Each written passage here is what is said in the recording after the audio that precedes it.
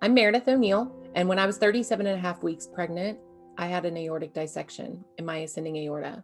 When I was 33 years old, I finally got pregnant. It was what I wanted for so long. I'd been married for 3 years to my husband, Kyle, and I was so excited to finally be pregnant. When I was 5 years old, my mom had an aortic dissection in 1990, and it really changed the course of our life. She had a very hard time recovering, and it was emergent, and it was traumatic for our family.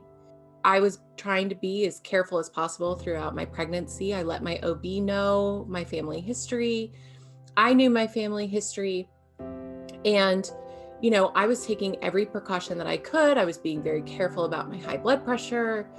And then one day I was at the office and I did not feel right. And I started getting flushed and I started getting dizzy and my vision started kind of going like this. And so I went over and I took my blood pressure and it was way through the roof. It typically runs low and it was way through the roof. So I was admitted into the hospital and they realized that I did have high blood pressure, but I didn't have preeclampsia. I was kept overnight for study and they sent me home for the remainder of my pregnancy on bed rest. So this was at 35 and a half weeks. About 2 weeks later, I woke up and I had a really bad searing pain in my chest. The pain just started going from here back to my back. And the whole day before, I'd had this searing headache on the back of my head, like to where I was getting my husband to rub my shoulders and all that, milking this whole pregnancy thing. And so I walked into the other room and I said, honey, I think something's not right. And as I was walking back down the hall to my room, my right leg went numb. And that's when I really got concerned. That's when I really knew something wasn't right. So we got my go bag and we jumped in the car.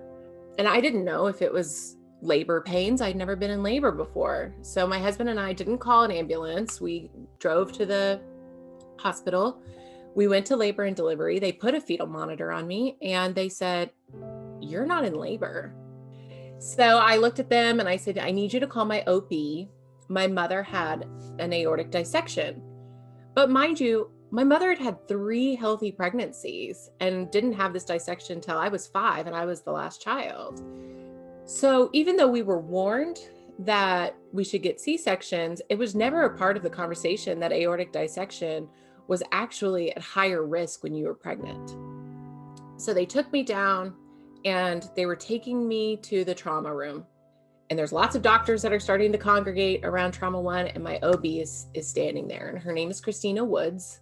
And if you've ever had a kid, you understand that you and your OB become very close. You see each other all the time. And she held my hand and she said, your worst nightmare is coming true. You're having an aortic dissection. Today is baby's birthday. This news hit me like a ton of bricks. I knew that it was bad. And she held my hand and she said, we need to talk about some really hard questions. You may not survive this. And I remember I just looked at my husband and she asked us if we had to choose between you and the baby, who would you want to choose? Nobody should have to answer that question, especially at 33 years old. And the moment that I will never forget, the moment that still gets me every day, is that they told me that the chaplain was coming in and that Kyle and I needed to say goodbye to each other. That's when it truly became real. You're invincible when you're 33 years old. This isn't supposed to happen to me. The youngest person in my family had been 38 when this happened to them and they survived.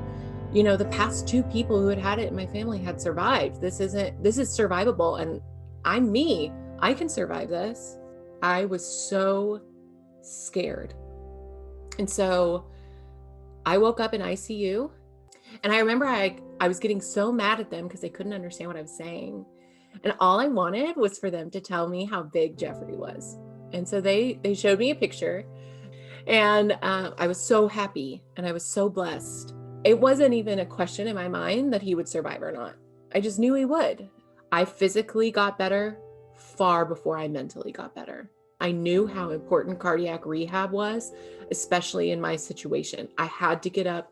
I had to get moving. I had a young son. I needed to be at my best.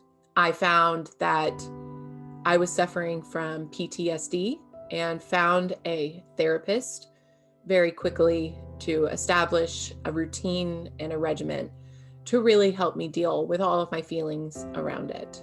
Today, I am almost 2.5 years out. I have a healthy young bouncing boy who won't stop talking.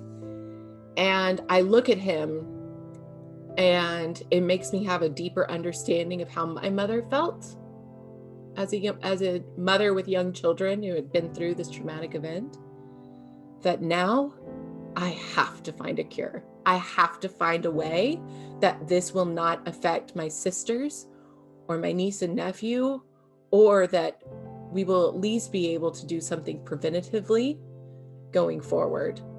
And it is my mission for people to know their medical history and to know their body. I think women, when they are pregnant, they chalk up a lot of things to pregnancy issues, but you have to listen to your body and you have to take care of yourself. If I wasn't well, if I wasn't physically and mentally well, I was not going to be able to be there for my son.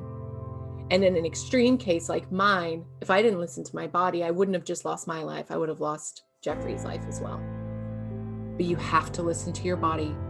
You have to take care of yourself for not only the child that you had during your heart issue, but for them for years to come and possibly children you may have again. But don't let this fear rule your life. Instead, enjoy the life you've been given. Take care of your heart. Take care of your mind. Take care of your body. And enjoy every single day you've been given.